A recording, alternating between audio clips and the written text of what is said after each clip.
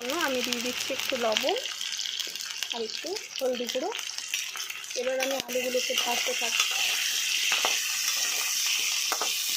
Chicken করার সময় রান্নার জন্য আমি আলুগুলোকে ভেজে নিচ্ছি। এবার সম্ভবত আলু দিয়ে চিকেন রান্না করলে আলুগুলো একটু বড় বড় পিস করে কাটলে খেতেও ভালো লাগে, দেখতেও ভালো লাগে।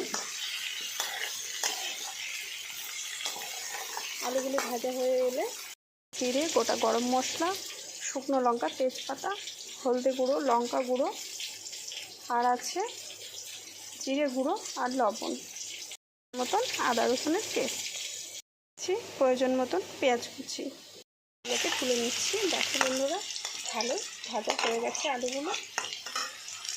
এবারে আমি অল্প একটু তেল দিয়ে নিচ্ছি কড়াইয়ে। কড়াইটি গরম তো ছিল, তেলটা আর একটু গরম হলে আমি মশলার উপকরণ দিয়ে দিচ্ছি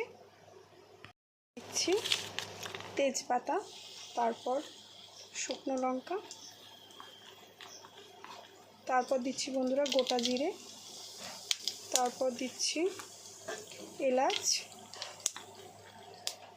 শুকনো মশলাটাকে আমি একটু ভেজে নিচ্ছি। ভাজা হলে এবার আমি পেঁয়াজ কুচিটি দিয়ে দিচ্ছি।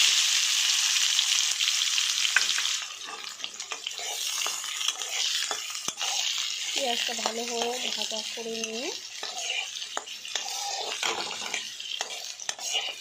পেঁয়াজটি যখন লাল লাল হয়ে যাবে ভাজা, তখন আমি মশলাটা দিয়ে দেবো।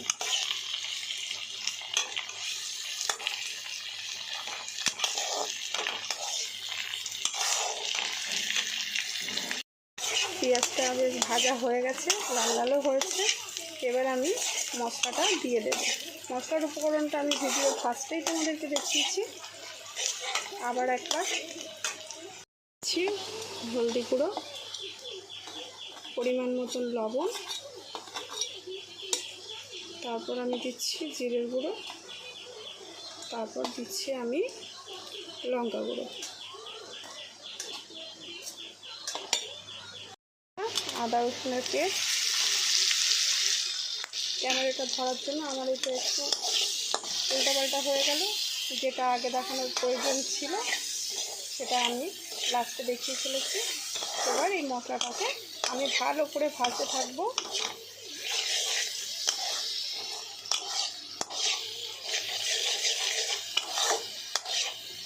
মশলাটা ভাজা হয়ে গেলে আমি চিকেনগুলো এর মধ্যে দিয়ে 2 থেকে 3 মিনিট কষিয়ে নেব। চিকেনগুলো দিয়ে দেব।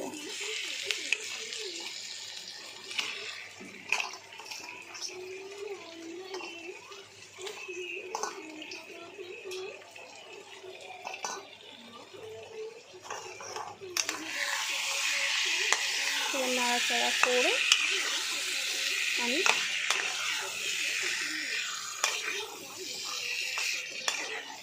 কিছুক্ষণ ঢাকা দিয়ে রেখে দেবো। আমি চিকেনটাকে নাড়াচাড়া দিচ্ছি। এরপর আমি চিকেনের মধ্যে আলু দিয়ে কিছুক্ষণের জন্য গ্যাসে ঢাকা দিয়ে রেখে দেবো।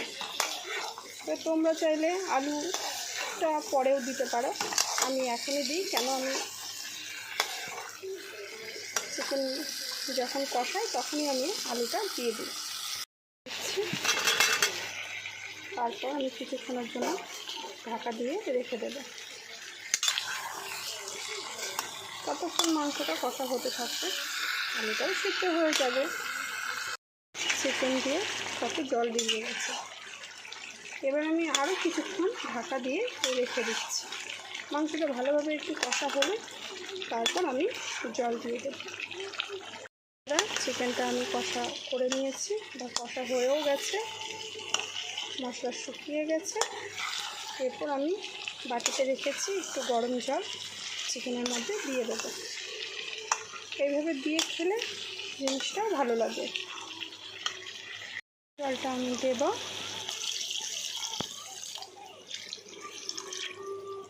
আমার মতন দিলেই হবে, খুব যে বেশি ঝোল হবে তাও না।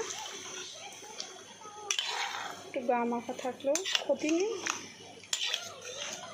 এরপর আমি বন্ধুরা